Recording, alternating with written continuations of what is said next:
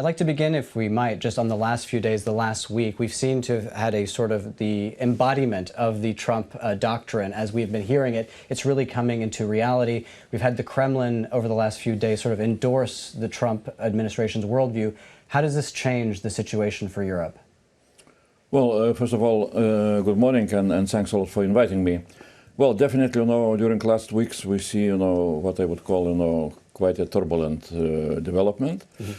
It's still perhaps not very clear what finally will be American strategy. We can watch how it's evolving. Of course, from another side, there is more and more understanding among European leaders that we need to take much more of responsibility on European defense onto our shoulders. Also, much more of understanding, that threats coming from aggressive Russia are real threats, and what intelligence services of different countries are saying that Russia can be ready to, for new aggressive actions against EU or NATO member states before 2030. That is influencing all of our decisions. And one of your jobs is to basically figure out what is there, what is still needed, and part of your job is to put a price tag on what that is right now. So what is the price tag in terms of European defense as we see the United States withdrawing in order to expand a sky shield, to have all the military hardware, potentially extending the nuclear umbrella from France? What is the price? Well, the price depends, first of all, on NATO evaluations. We are speaking very clear language. We are not, trying to replace NATO. NATO now is reviewing defense plans and also so-called NATO capability targets. As we understand, they will come out with the final numbers for June summit. So we can evaluate, some of those numbers which are appearing in the public media even. As usually, when there is a secret, so media is able to find some of those secrets. So based on those numbers, which we even can read, for example, last year was very important publication in Die Welt, approximate value of just implementation of NATO capability targets, which means tanks, artillery pieces, vehicles, and so on. It's around 500 billion. But if we're adding air defense shield, military mobility needs, space defense shield, so the numbers are increasing very rapidly. And when you say increasing very rapidly, do you mean they double, triple potentially? Is this what kind of order of magnitude? Potentially that can be. So that means that really the financial needs are very important. So that is why the decision, the announcement, and which by Commission President of this initiative, Rearm EU, and what was done yesterday by the Council, are very important. But they may not go far enough, right? This is one of the concerns. So my question is, after we've got this 150 billion loan, we've made some fiscal space for a number of member states to take out more debt, though many will say that A, they're not following the rules to begin with, and B, the limiting factor is not the EU rules, it's the bond market and it's the debt that they have already. Does Europe need to go further? Do we need to start having a very active discussion on joint debt? Do we need to talk about frozen Russian assets? Where do you see that coming from? Where is this money going to come from? Yeah, I would say we need to be open for, to see how things will develop. So now really the space is created for member states to invest much more into their defense. We see some very strong actions from, for example, from German side, from forthcoming new German government. So we need to watch, how much member states will use those opportunities, and of course we need to be open for possibilities to look into some kind of new instruments. But that will come. It's not we cannot predict now.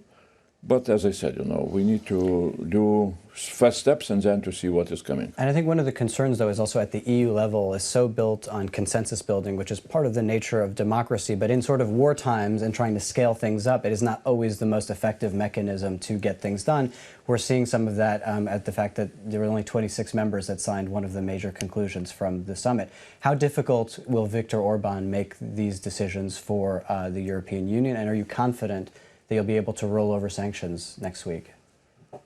Well, of course, it would be good to have, unity very strong without any problems.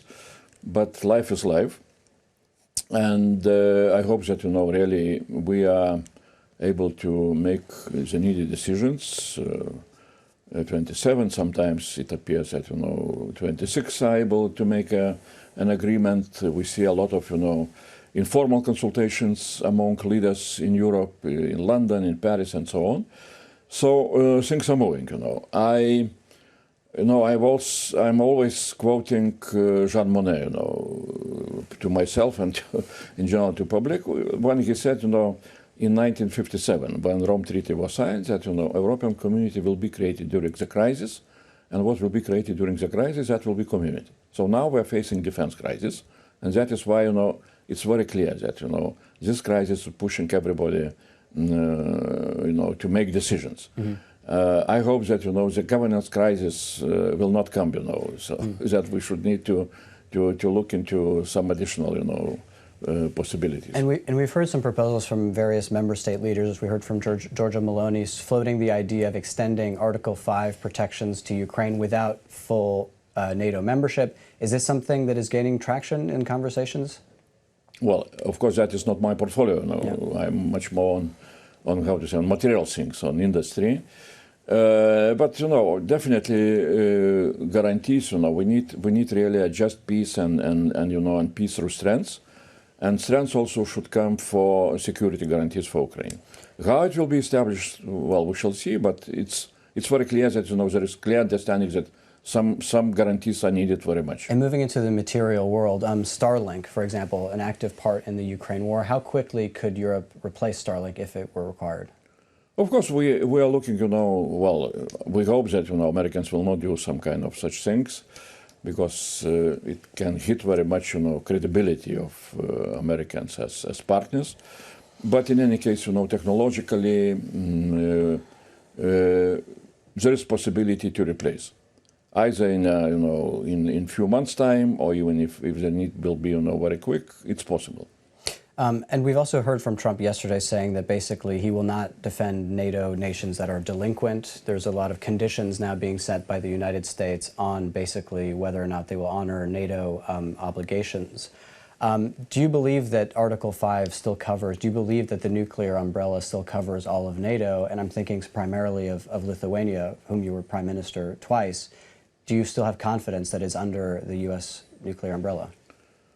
Well, I said, that credibility is a very important factor in such organizations like NATO, in common defense and so on, and we need to, and everybody should keep, its own credibility.